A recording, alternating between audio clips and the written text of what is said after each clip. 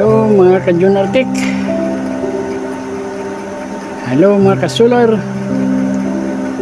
Ito na ang aking SNAT upgrade power inverter. Akin ang na-install. So i-update ko lang kayo sa aking solar power generator ngayon. Magandang araw sa inyo. Araw ngayong Sunday. Nakapunta na ba tayo sa church? Okay. Okay. Ito. Install ko na ang aking SNAT. Bago ko i-update sa inyo, dalawa ito. Ito ang sa SNAT. Ginagamit ko sa refrigerator and water dispenser. So ngayon medyo makulimlim. Ang refrigerator lang muna ang aking ginagamit. So ito ang meter. Yan ang watts ng refrigerator.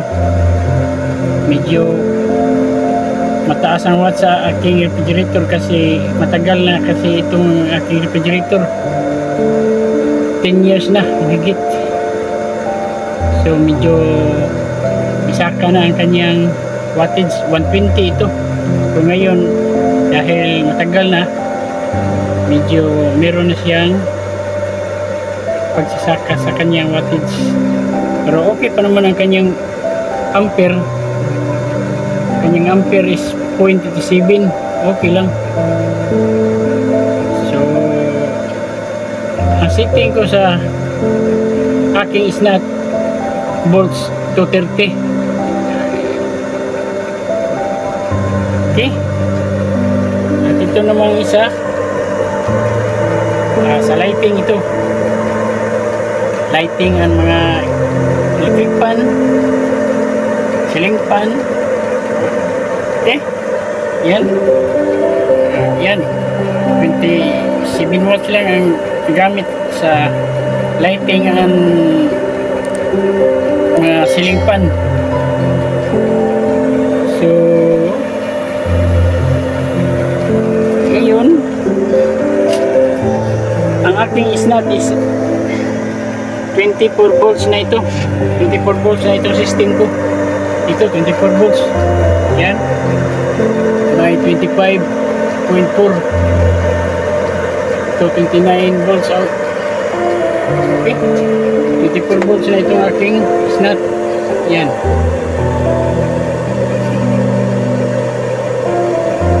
Okay. Yan. Model na. Model 1 kilowatts. Input to 20 AC. Up to 60 Hz. Output to 20 AC. 60 Hz. Input 24 volts DC. DC input 24 volts. So 24 volts na itong aking SNAT. Pag meron kayong katanungan tungkol sa SNAT, paki-comment na lang sa comment section para bigyan ko kayo ng anong mga tanong nyo. Ito ngayon gamit ko sa solar battery pa ito. Ang kanya settings, ito lang, for example, ito lang pipindutin function pag mag-set up kayo. Yan.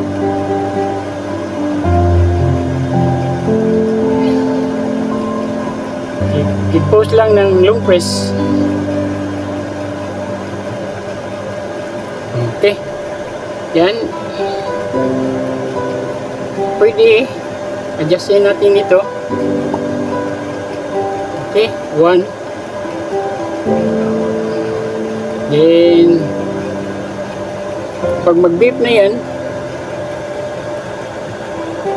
set up na. Pag hindi pa beep, kailangan nating power off. So wala pa, hindi pa nag-beep.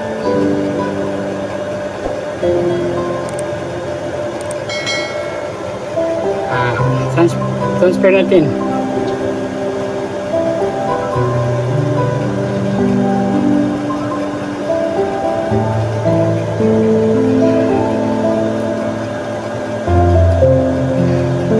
Ito.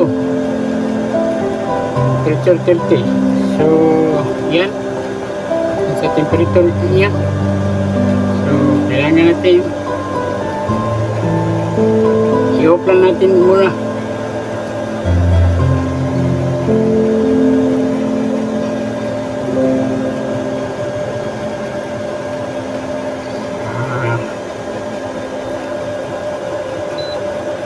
On. So 3 is on.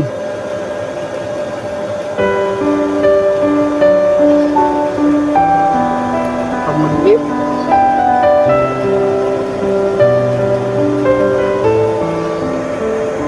so ito pag ating i-save, medyo atin pa itong i-restart. So bigyan ko na lang kayo sa sunod na video. Ayan, nag-beep. So pag yan mag-beep, record na yan. Yan ang na-change, na-setup na niya, na-save na niya. Okay? Yan ang pag-setup nito sa Snot. So save na siya yan.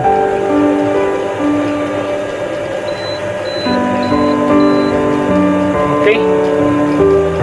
Pag ganyan siya mag-save, so meaning okay na yun, save na yun ang setup. Okay,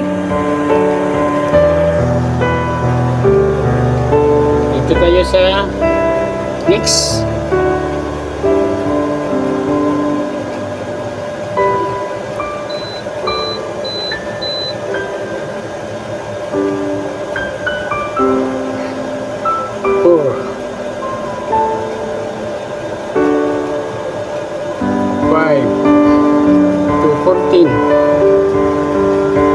Okay.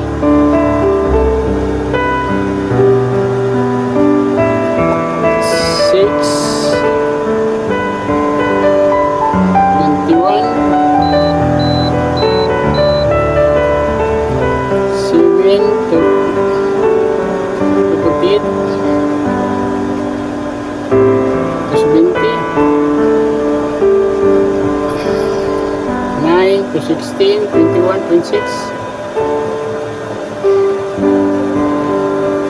30, 10, 11, 60 hertz,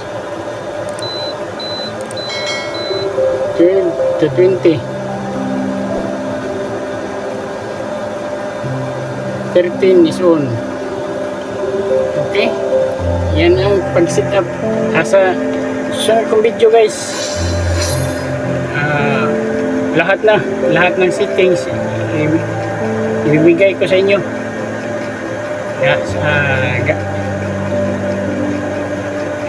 Parang tutorial lang yan. Pag mag-beep siya, save na niya yan kung ano ang ginagawa mo na setting. Okay, i-update ko na lang kayo sa next kong video. Maggawa ko ng parameter tutorial.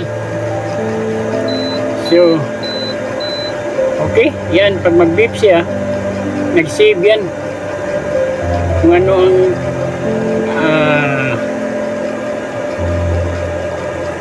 inusab mo, ang settings. Yan. Okay.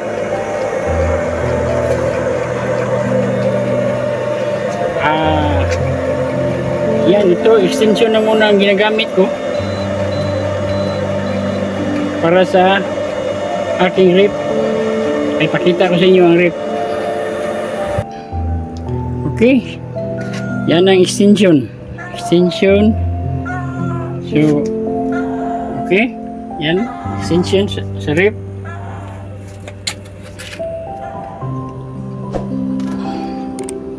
Okay, yan ang laman ng aking freezer. So, yan.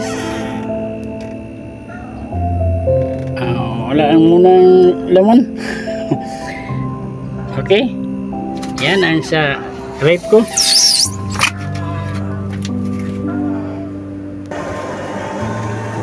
So, yan guys. Okay. Sa susunod, i-update ko na lang kayo. Gawa ko ng parameter setting tutorial sa isnat natin. Okay. Hanggang sa susunod. Bye-bye.